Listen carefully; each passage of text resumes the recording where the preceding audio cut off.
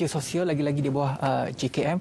Ada orang ingat macam menjadi sukarelawan itu merupakan kerja sosial. Buat kerja amal juga merupakan kerja sosial. Jadi perbezaannya macam mana untuk kita pisahkan antara profesionalisme kerja sosial ini dengan term-term yang saya sebutkan sebentar tadi, kerja amal dan sebagainya. Okey Wan, soalan yang baik. Untuk pengetahuan seperti yang saya maklum tadi, kerja sosial ni lebih kepada profession yang memerlukan seorang yang terlatih, benar-benar terlatih, yang ada qualification, yang ada kelayakan, yang tahu tentang perundangan, yang tahu tentang prinsip etikanya, dan mereka ni telah melalui proses-proses tertentu di dalam, contoh di JKM. Dia telah melalui kursus asas kerja sosial, contohnya dia telah mengambil kursus-kursus yang berkaitan dalam bidang kerja sosial.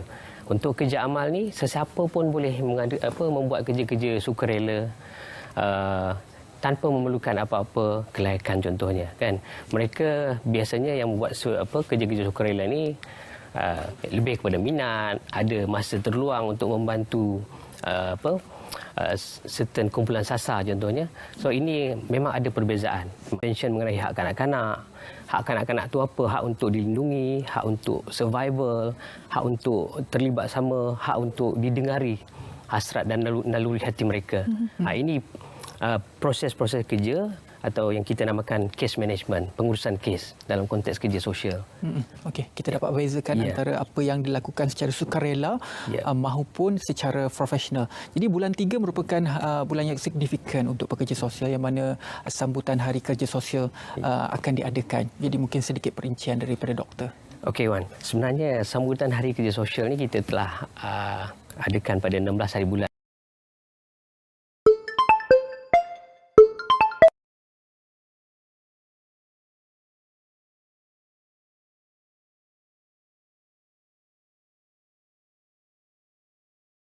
Adakan pada 16 hari bulan yang lepas, sambutan Hari Kerja Sosial untuk kita mengiktiraf dan meraihkan sumbangan tokoh-tokoh ikon yang telah banyak menyumbang dalam konteks pembangunan profesionalisme kerja sosial. Dan pada sambutan yang telah dilaksanakan, telah diadakan, kita telah menganugerahkan beberapa kategori anugerah. Yang pertama dari segi anugerah tokoh pekerja sosial sepanjang zaman yang telah dianugerahkan kepada Yang Berbahagia Datuk Dr. Abdullah Malim Baginda. Beliau adalah mantan Ketua Pengarah JKM pada tahun 1984 hingga 87 dan adalah pengasas kepada Persatuan Pekerja Sosial Malaysia. Dan peranannya memang signifikan dalam pembangunan kerja sosial di Malaysia. Oleh sebab itulah kita memberikan anugerah kepada Yang Berbahagia Datuk Dr. Abdullah Malim Baginda.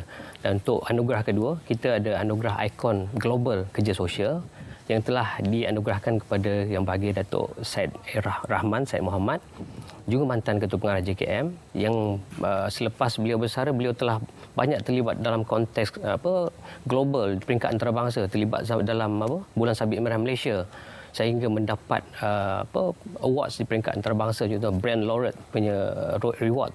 That's why ini pengiktirafan ni kita berikan kepada beliau. Apa sebenarnya hala tuju kalau kita nak cerita berkenaan profesion dalam bidang kerja sosial ini?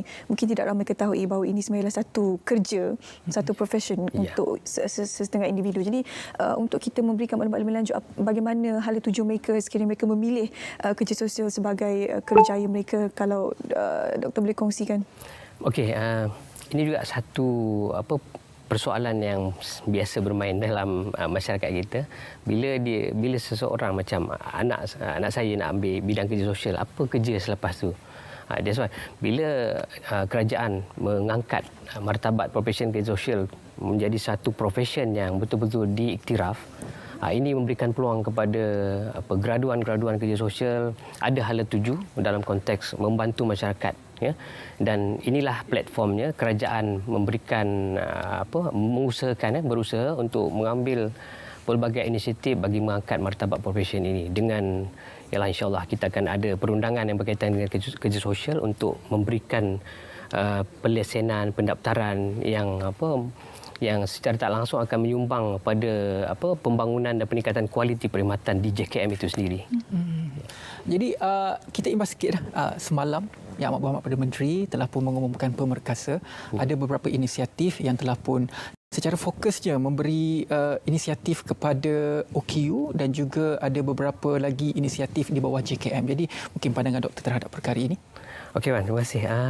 Alhamdulillah, bagi pihak JKM, kami merakamkan setinggi-tinggi penghargaan kepada Yang Amat Berhormat Perdana Menteri Tan Sri Muhyiddin Yassin atas pengumuman yang telah dilakukan semalam, yang mana ia memberikan gambaran bahawa kerajaan ini sangat prihatin terhadap golongan OKU, contohnya menaikkan had gaji maksimum daripada 1,200 ke 1,500 untuk penerima EPC, melayakkan seseorang OKU menerima EPC, dan mungkin lebih ramai yang akan mendapat manfaat hasil daripada pengumuman yang telah diumumkan semalam.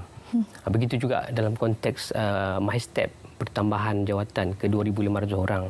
Sebab apa, di JKM ni dalam keadaan dan situasi pandemik COVID-19 ni memang ramai ataupun banyak segmen masyarakat yang terkesan dengan pelbagai masalah kewangan contohnya. Jadi ini dapat membantu JKM mengurangkan bebanan tugas di lapangan apabila berhadapan dengan kumpulan sasar jabatan. Selain apa yang diumumkan oleh Perdana Menteri semalam, antara perkara yang kita tidak boleh lari adalah berkenaan dengan pandemik COVID-19 yang kita sekarang ni sedang memerangi.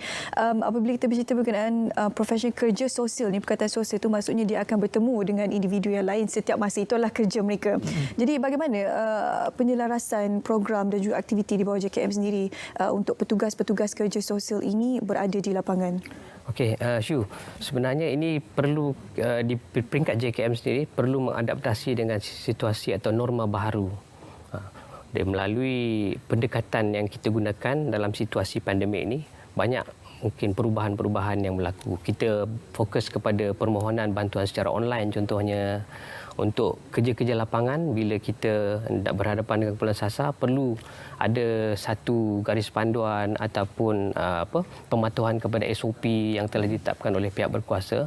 Jadi semua perkara ini kita ambil kira di lapangan supaya penularan pandemik tidak berlaku, tidak berleluasa.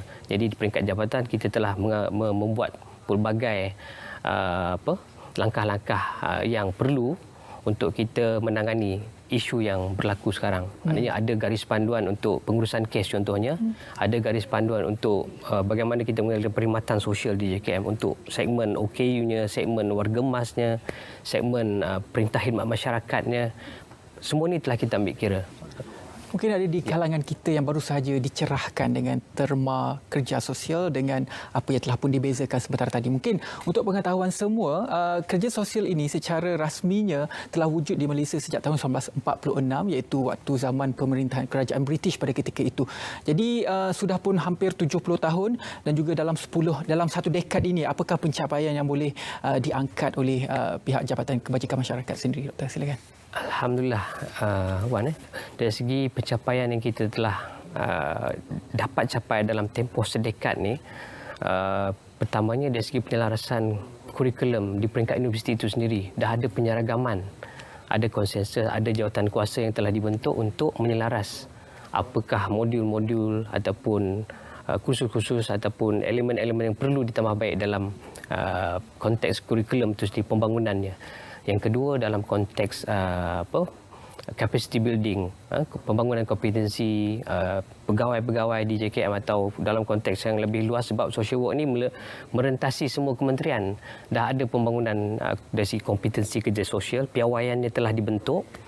Dari segi penyelarasan untuk pengambilan skim S yang melibatkan pegawai yang ingin berkhidmat di JKM, kita juga telah membuat satu penyelarasan yang mana pegawai yang ingin bekerja di JKM perlu ada at least dalam bidang kerja sosial.